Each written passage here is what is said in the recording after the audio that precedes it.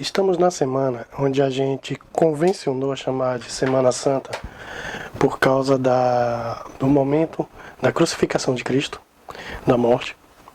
E na sexta-feira, que é onde tradicionalmente a gente comemora, é importante que a gente reflita sobre o milagre e a mensagem da cruz. Muito provavelmente não foi nessa sexta-feira, não foi numa sexta-feira que Cristo faleceu, que Cristo morreu, porque ele ressuscita, e outra data importante. No domingo, ao terceiro dia, e ao fazer as contas, isso não bate, mas esse é motivo para uma outra discussão. O que nos interessa saber aqui, e nesse momento, a nossa grande reflexão, é sobre a mensagem que é dada no momento em que Cristo vai ser morto na cruz. E como ele vence a morte diante daquele período. Eu queria que abríssemos todas as Bíblias para aqueles que têm a possibilidade de abrir agora, no livro de Lucas, no capítulo 23, a partir do versículo 26 até o 49. É uma leitura longa, mas é importante para que a gente saiba como se deu aquele momento. Quando iam levando, pegaram certo sirineu chamado Simão, que vinha do campo, e puseram-lhe a cruz às costas para que levassem após Jesus. Seguia uma grande multidão e também mulheres que choravam e lamentavam. Jesus, porém, voltando para elas, disse: Filhas de Jerusalém, não choreis por mim, chorai antes por vós mesmas e por vossos filhos. Pois virão dias em que dirão: Bem-aventuradas as estéreis, e os ventres que não geraram e os peitos que não amamentaram. Então dirão aos montes: Cai sobre nós as colinas, cobri-nos, pois se ao madeiro verde fazer isto, o que se fará com o seco? Levaram também outros 2 homens que eram criminosos para serem mortos com ele. Quando chegaram ao lugar chamado Caveira, ali crucificaram a Jesus, e com ele os 2 criminosos, um à direita e um à esquerda. E disse Jesus: Pai, perdoa-lhes, pois não sabem o que fazem. Repartindo as roupas deles, sortearam-na. O povo estava olhando, e as autoridades zombavam deles, dizendo: Aos outros salvou, salve a si mesmo, se é o Cristo escolhido de Deus. Igualmente, os soldados o ridicularizaram, chegando-se a ele, ofereciam vinagre, dizendo: Se é tu o rei dos judeus, salva-te. Também por cima dele estava uma inscrição, em letras gregas, romanas e hebraicas: Esse é o rei dos judeus. Um dos criminosos crucificados insultava, dizendo: Se tu és Cristo, salva-te a ti mesmo e a nós. Mas o outro arrependeu-se, dizendo: Tu ainda temes a Deus, estando na mesma condição? Nós, na verdade, com justiça recebemos o que nos nossos atos mereciam, mas a este nenhum mal fez. Então disse: Senhor, lembra-te de mim quando estiverem no reino. E Jesus lhe respondeu: Em verdade te digo que hoje mesmo estarás comigo no paraíso. Era quase meio-dia, houve trevas até as 3 horas. O sol se escureceu, o véu do templo rasgou-se pelo meio. Jesus clamou com grande voz: Pai, nas tuas mãos entrego o meu espírito. Havendo dito isso, expirou. O centurião, vendo o que tinha acontecido, deu glória a Deus e disse: Na verdade, esse homem era justo. Todas as multidões reunidas para presenciar isso, vendo o que havia acontecido, voltaram lamentando-se. Entretanto, todos os seus conhecidos e as mulheres e os que haviam seguido desde a Galileia estavam de longe, observando essas coisas. Esse relato trazido por Lucas, ele é a parte final de todo um movimento que já havia acontecido alguns dias antes. 2 dias antes, Jesus faz a sua entrada triunfal em Jerusalém. Quando, cercado pela multidão, com ramos na mão, aclamavam Jesus como o verdadeiro rei dos judeus. 2 dias depois, após a ceia, Jesus é traído, levado perante as autoridades, e aqueles que estavam com ele, naquele momento, no Monte das Oliveiras, vão renegá-lo. Toda aquela mesma multidão, porque Cristo vai para a casa do sumo sacerdote, depois vai para a casa de Herodes, da casa de Herodes vai para Pilatos, volta para a casa de Herodes. Depois de novo vão ter com Pilatos, e aí ele vai ser preso.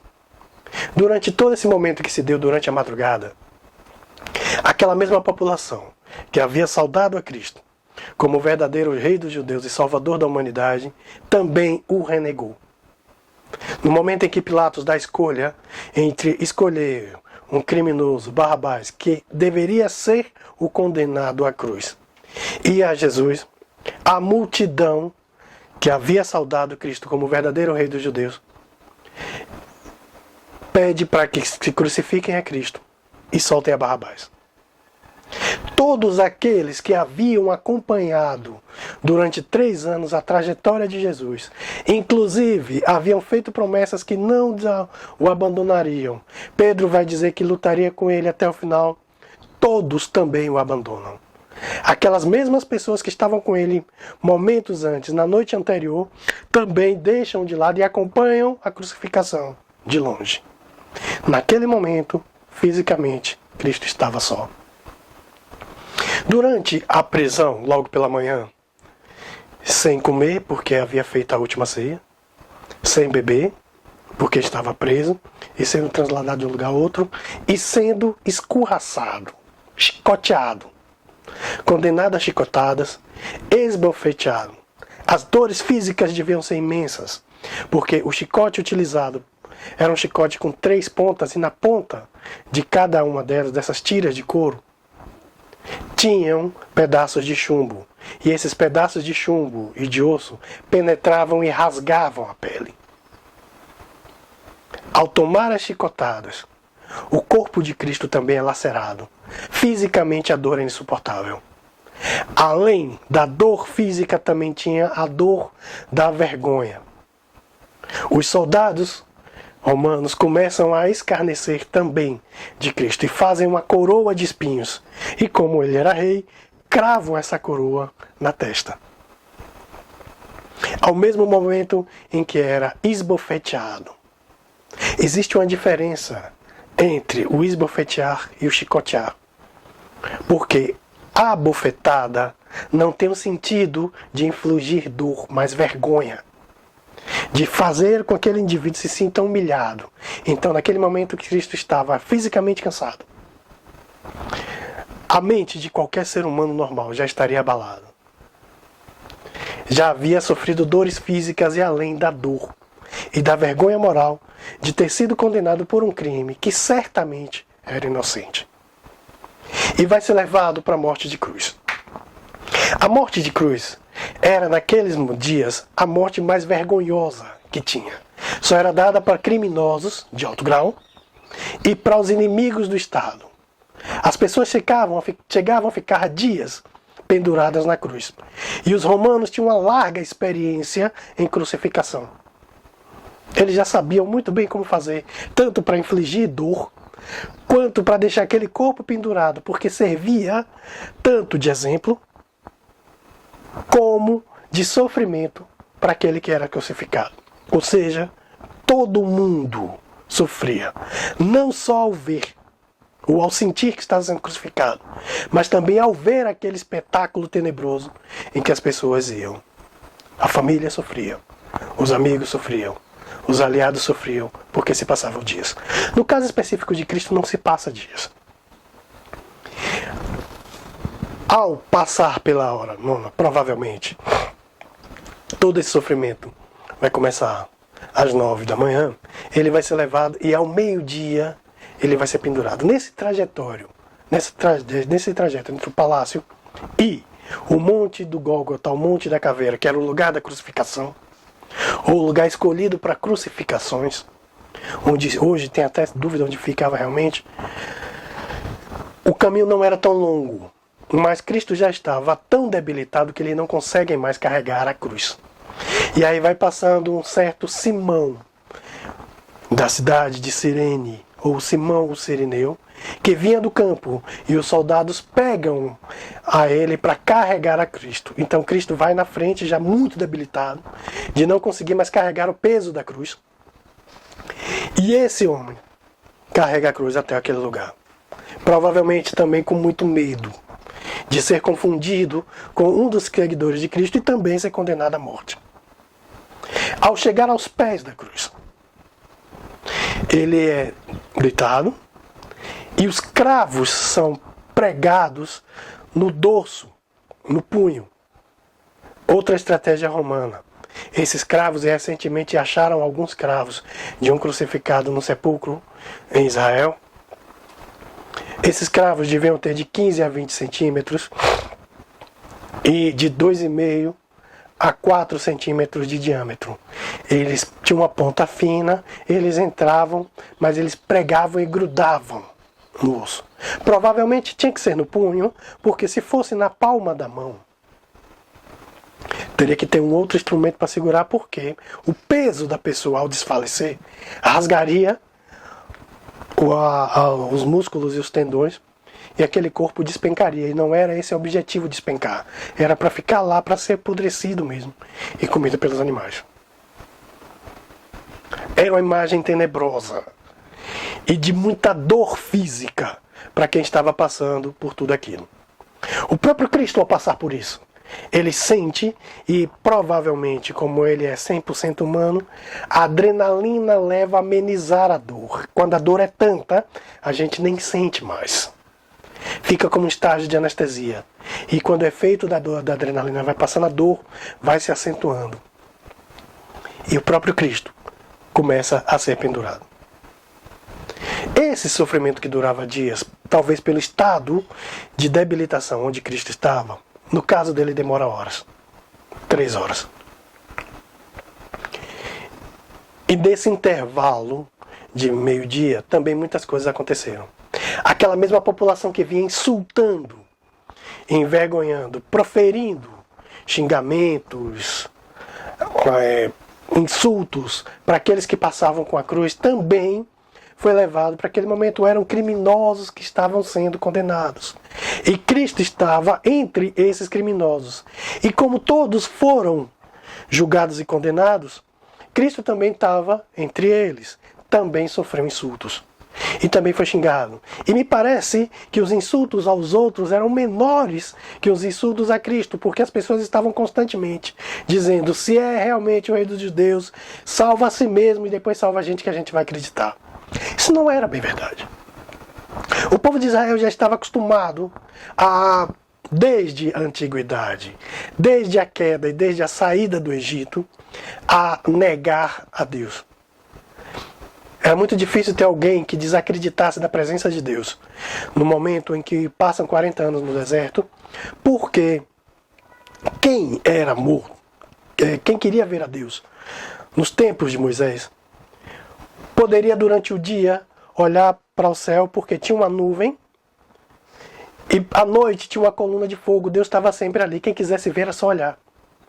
Mas quando Moisés se afasta e vai para o monte para receber as tábuas da lei, durante aquele curto espaço de tempo, aquela mesma população que viu abrir o Mar Vermelho, que viu as 10 pragas, que viu seus filhos primogênitos seus filhos sendo preservados das pragas do Egito, que viu o Mar Vermelho se abrir, que viu comida cair do céu, e quando tiveram fome e diziam que não era fome de maná, que estavam com fome de carne, viu as codornizes, e que podia ver a Deus a hora que quisesse, constrói um bezerro de ouro e começa a negar. Então não seria Cristo salvar a si próprio que aquela população iria acreditar.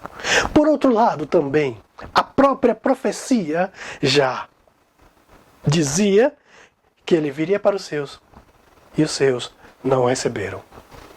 A primeira mensagem que vem pela cruz é a mensagem da profecia que vai sendo cumprida para resgatar toda a humanidade. Aquelas pessoas para quem ele veio haviam de o negar. E ele foi negado. Ao ser pregado na cruz e ao derramar seu sangue, outra profecia seria cumprida. Desde a queda, existe a norma de que sem o derramamento de sangue, inocente não existe remissão de pecado. Por isso, todos os anos, na primeira aliança, tinha que ir ao templo e prestar um sacrifício a Deus em perdão dos seus pecados. O símbolo que se escolheu para fazer esse sacrifício foi o cordeiro. No primeiro momento, como Deus não aceita sacrifícios humanos, a ideia parte de Abraão, quando Isaac é levado para ser sacrificado pelo seu pai. E no último momento, Deus pede para que não sacrifique e coloca um cordeiro em seu lugar. Essa mensagem, ela é transferida para Cristo. Então, todos os anos, após serem com perdão dos pecados, levava-se um cordeiro para ser sacrificado, em nome de todo o povo. Mas tinha alguns cuidados, porque no templo havia um espaço onde somente o sumo sacerdote poderia entrar uma vez por ano. E nesse espaço chamado de Santo dos Santos, que era separado no lugar sagrado por um véu todo de linho, que pesava em torno de 100 quilos, separava esse espaço do espaço anterior onde os sacerdotes podiam ir. Ou seja, o povo podia ir até um lugar no templo. O sacerdote podia ir até um outro lugar no templo. Mas somente o sumo sacerdote, uma vez por ano, poderia ir até o Santo dos Santos e levar o sacrifício que salvaria todo o povo por aquele tempo. O perdão dos pecados era dado por meio do sacrifício de um cordeiro inocente. Esse sacerdote, ao entrar no Santo dos Santos, ele ia com guizos, sinos amarrados na cintura, e uma corda, porque se ele tivesse com algum pecado, acreditava-se que ele seria fulminado na hora e morreria lá dentro. Restava a dúvida, quem é que ia ter coragem de entrar lá para buscar o corpo e correr o risco de ficar lá também. Então amarravam uma corda na cintura do sacerdote, e se os sinos parassem de fazer algum barulho, ele era puxado pela corda para que ninguém corresse o risco de ir resgatar o corpo e ficasse lá também. A segunda mensagem que vem pela cruz é que Cristo é esse cordeiro que vai ser sacrificado para o perdão dos pecados de toda a humanidade. E se ele é sacrificado, ao mesmo tempo também ele é o sacerdote. É por meio dele que esse sacrifício foi levado a Cristo. Essa mensagem vai ser muito importante séculos depois, quando vão se reinstituir o sacerdócio e vão colocar homens que faziam essa ligação entre Deus e a humanidade. Mas não precisa mais, porque Cristo fez esse papel. E qualquer homem que assumir esse papel de se dizer como sacerdote, como intermediário entre Deus e os homens, está incorrendo em pecado e por usurpação, querendo ser igual a Deus. É por isso que nós acreditamos no sacerdócio universal dos crentes. Todos aqueles que creem verdadeiramente em Cristo têm acesso direto a Deus por intermédio dele, e isso se deu no momento em que esse cordeiro foi sacrificado e que o véu foi rasgado de alto a baixo. Não existe mais um espaço, o Santo dos Santos, onde a gente possa entrar e ficar com medo de ter algum pecado e ser fulminado lá dentro. Porque o sumo sacerdote, Jesus Cristo, já fez todo esse trabalho. Agora, os nossos pedidos, as nossas orações, elas vão direto a Deus em nome de Jesus Cristo. A terceira mensagem que vem dentro da crucificação é o reconhecimento de parte da humanidade, mesmo estando no momento de morte, no seu último momento. Ao ser crucificado, Cristo vai com 2 ladrões. Um deles, mesmo na cruz, sabendo que vai morrer, ainda aproveita para zombar também. Se tu és verdadeiramente o Filho de Deus, então desce da cruz, se salva e salva a gente também. Tira a gente daqui. Nesse momento, o outro reconhece quem realmente ele é e quem estava ao lado dele. e vai dizer: esse homem que está aqui é inocente. Nós somos culpados. A gente está sendo morto porque nós somos criminosos. Mas ele não. E olha para Cristo naquele último momento e diz: Senhor, se lembre de mim quando estiver no reino dos céus. A resposta de Cristo é que ainda hoje estarás comigo no paraíso. No último instante, parte da humanidade, mesmo sabendo que vai perecer, ainda resolve escarnecer. Outra parte reconhece que Deus. Então nem todo mundo vai reconhecer o sacrifício e a grandeza de Cristo. E naquele tempo, naquelas 3 horas onde vai acontecendo, tem um terremoto, tem um eclipse, tudo se transforma em trevas, o povo se assusta e Cristo se sente completamente só. Deus não pode ver o pecado. E por uma fração de segundo, por um instante muito pequeno, Cristo se sente abandonado até por Deus. E grita: Deus meu, por que me abandonaste? Por um tempo muito curto, por uma fração muito curta, muitos entendem que Deus deu as costas a Cristo. E naquele momento, até a fé, até a presença de Deus se afasta dele. E ele se sente completamente só.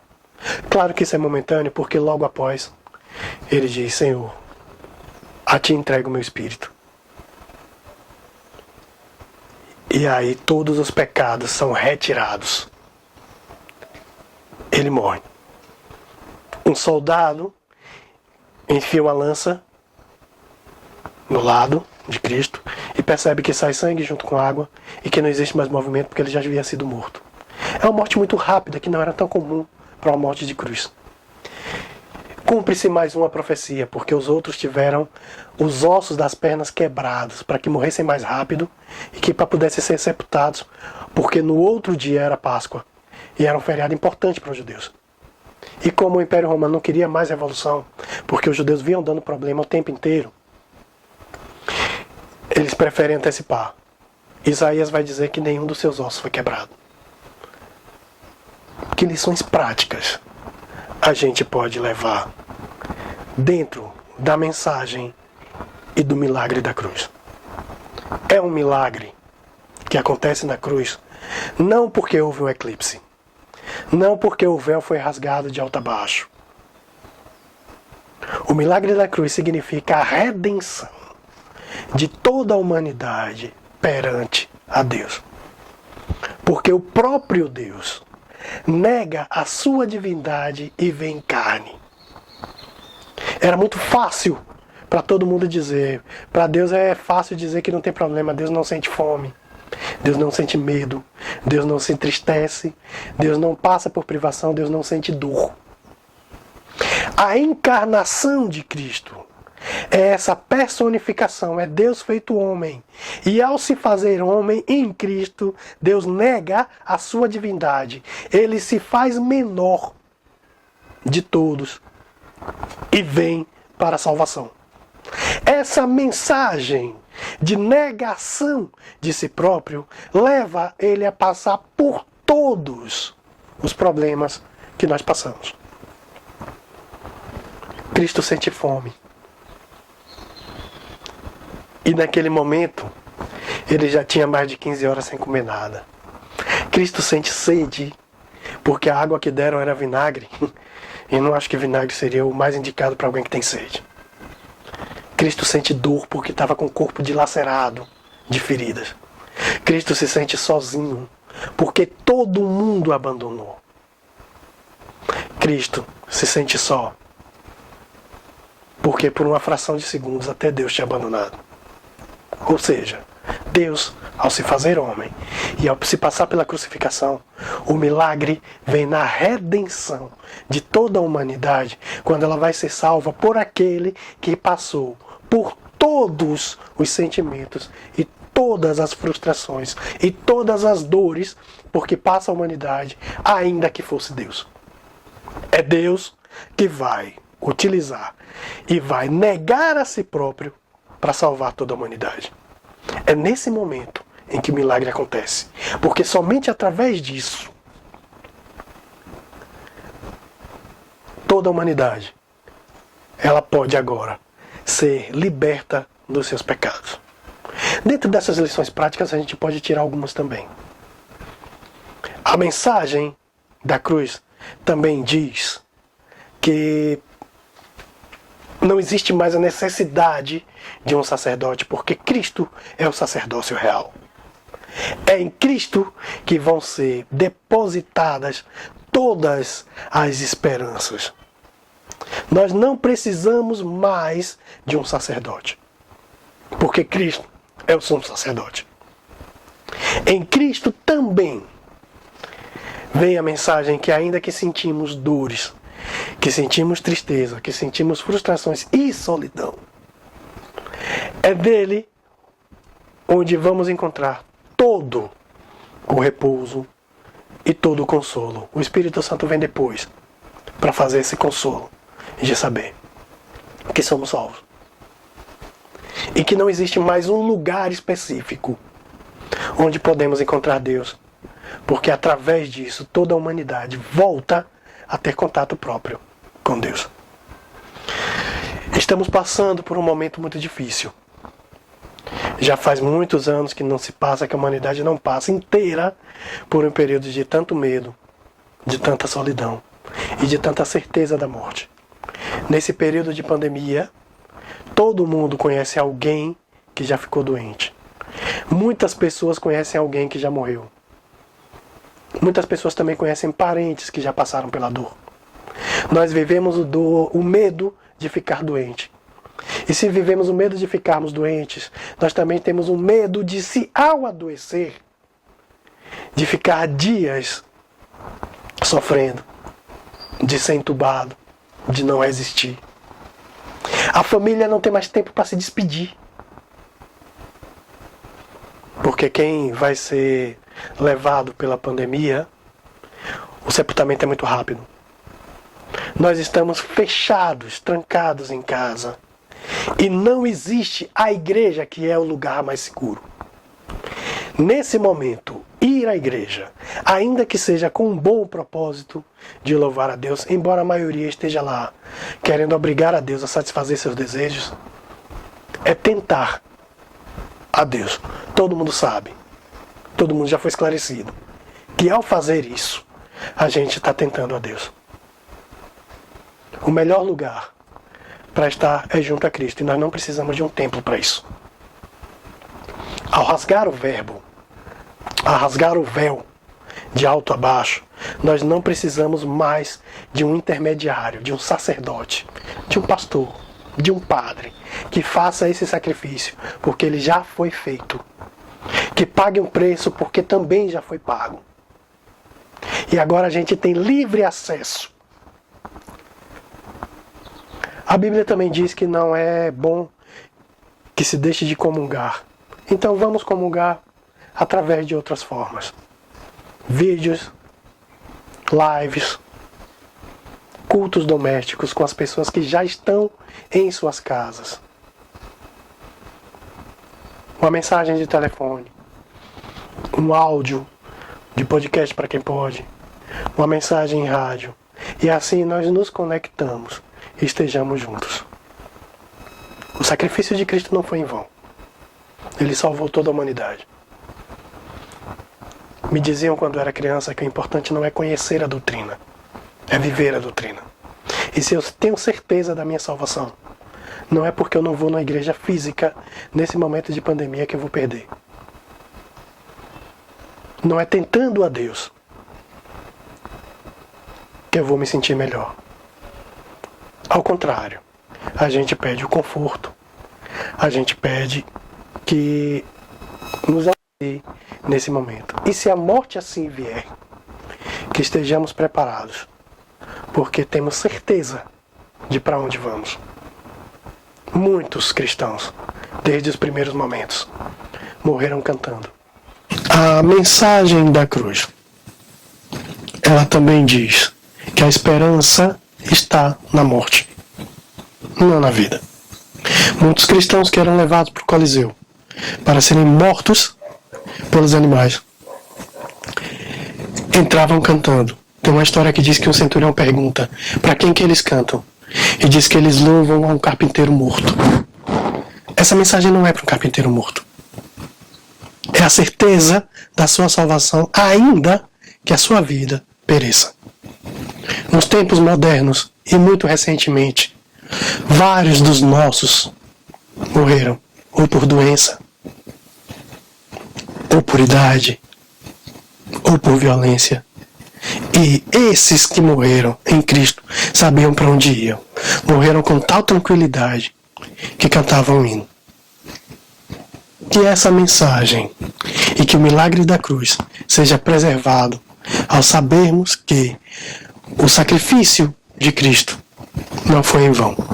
Que nós não devemos tentar a Deus procurando a epidemia e procurando a doença. Que a gente procure ainda mais seguir a Cristo e fazer as coisas certas, porque é o certo a fazer.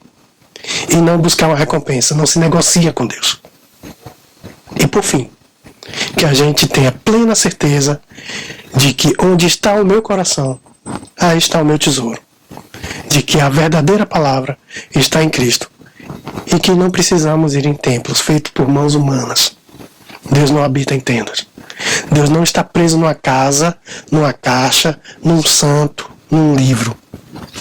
Deus está no mundo, em todos os lugares. E onde estivermos juntos, ainda que não seja fisicamente, através de um vídeo, através de uma live, através de uma mensagem, ainda assim, Deus está conosco. Que tenham uma excelente semana e que nos encontraremos numa próxima oportunidade.